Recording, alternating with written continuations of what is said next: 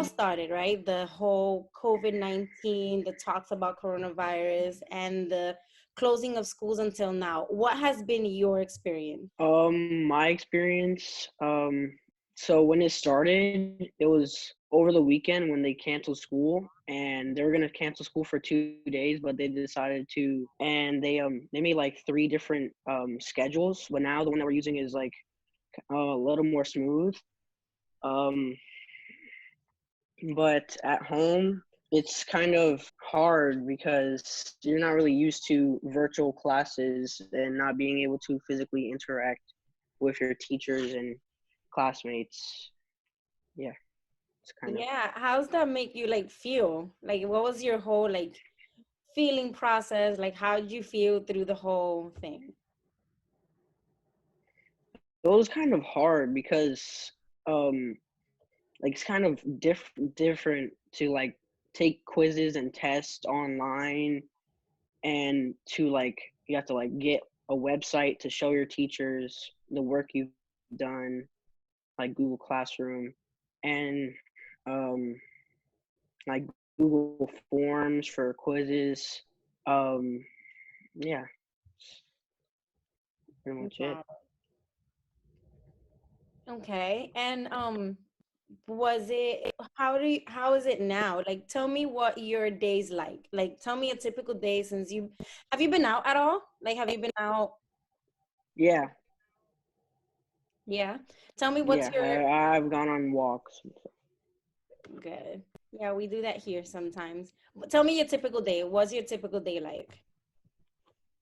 My typical day, I would wake up like at 7:40. Then I would get ready for my first class, which starts at 9:40.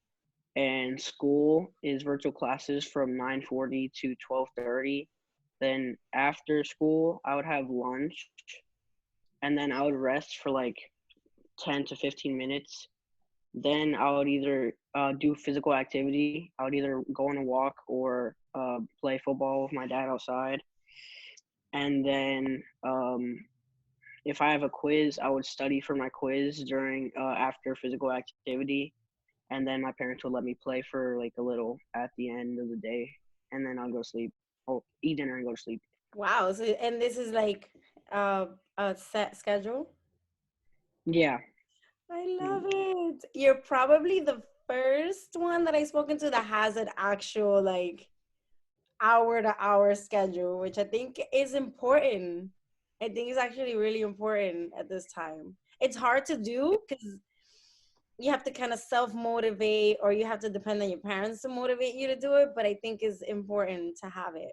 Annabelle, share you a little bit about your experience. What has it? How has it been for you? Um, it's been like kind of weird for me. I'm not really organized for school, so it's not really good for me. But I just try to focus on it. And then like I haven't been outside like a lot. I've been mostly like I went outside like maybe a week ago or something, and that going outside is something that I used to do a lot, and now it's just nothing. Like I barely do it, so it's kind of stressful sometimes. Kind of how have you dealt with the stress? Like those days that you're really stressed, you miss your friends, you miss school, you kind of like you miss your activity. I know you're super active with baseball and basketball and you don't, that kind of for temporarily has been taken away. How have you dealt with feeling stuck sometimes?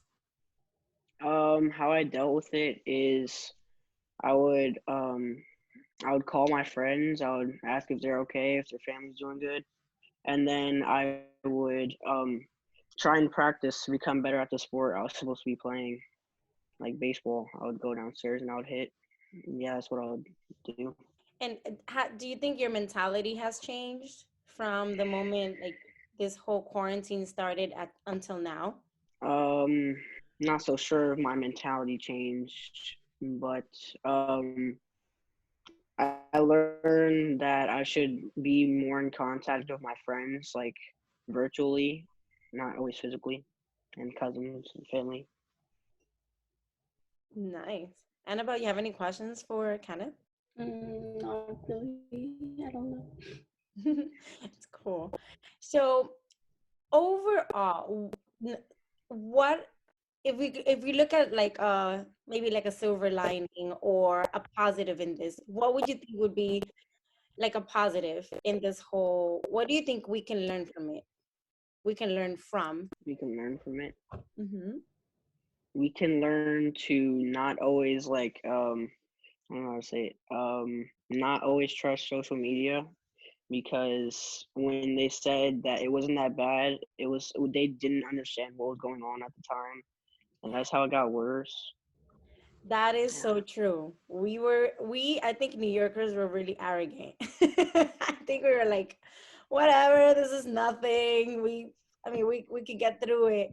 And it hit us pretty hard. What was that for you? Like to watch the news, like the experience with media, right? Regular media and social media.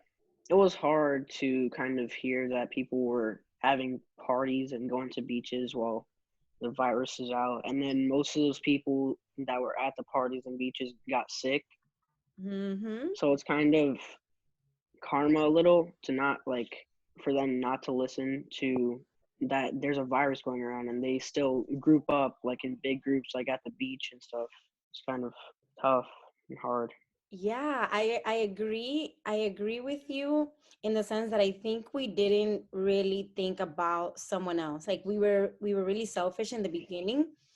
And I actually realized that when I spoke to Margie was one of my leaders that I spoke to. We had the one-on-one through Hong Kong, and she explained to me that when they wear the masks or when like when they do use protection, they don't do it to like, oh, I'm going to protect myself, I don't want to get sick.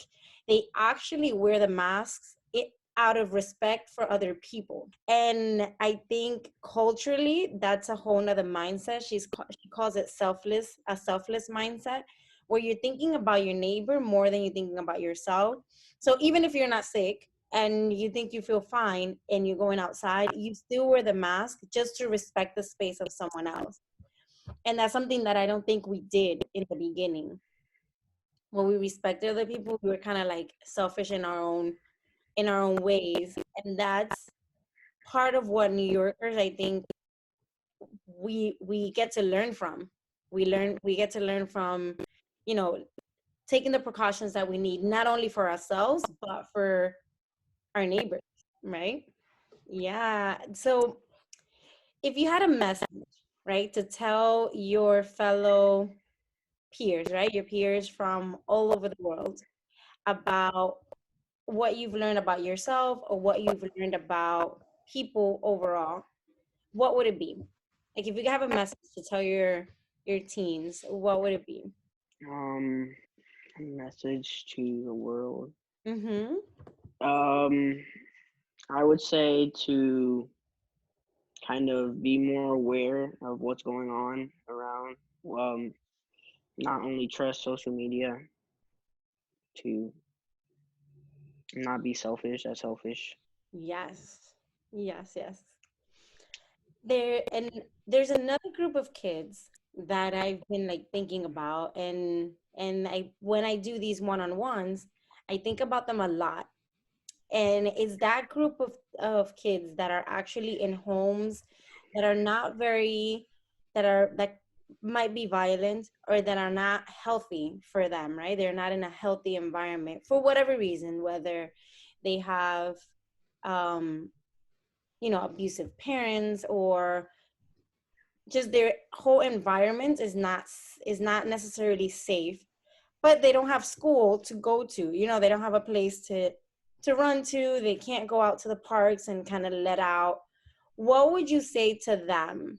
Like, what would be something that you can say to them that would help them through this time while we're in quarantine, where they have to be home in a place where maybe they're not so supported? I would say, don't worry, you're gonna get through it. Just takes time. Sure, that's actually a good message.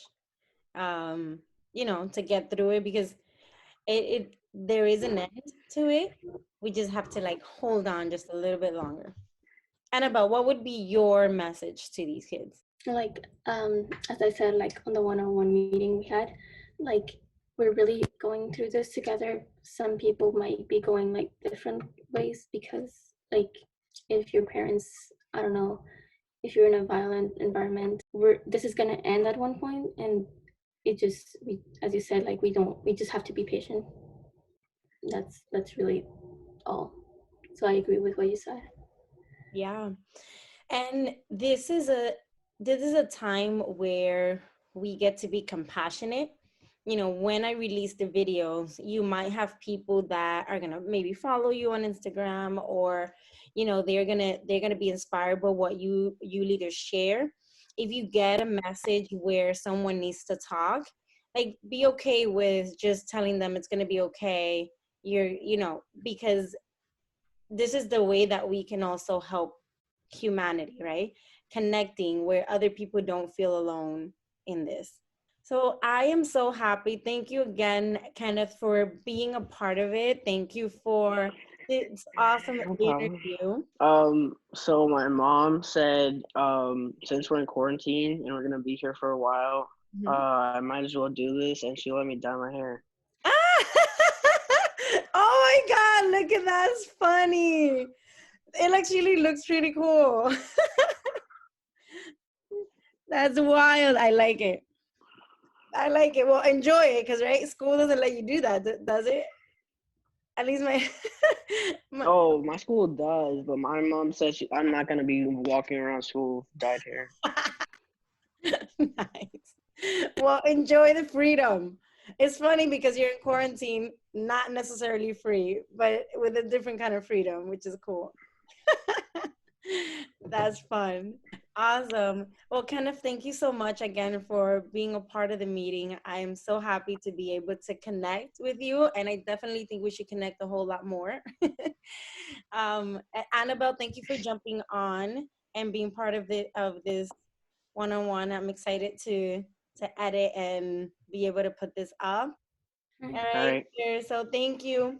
Talk to you later. bye.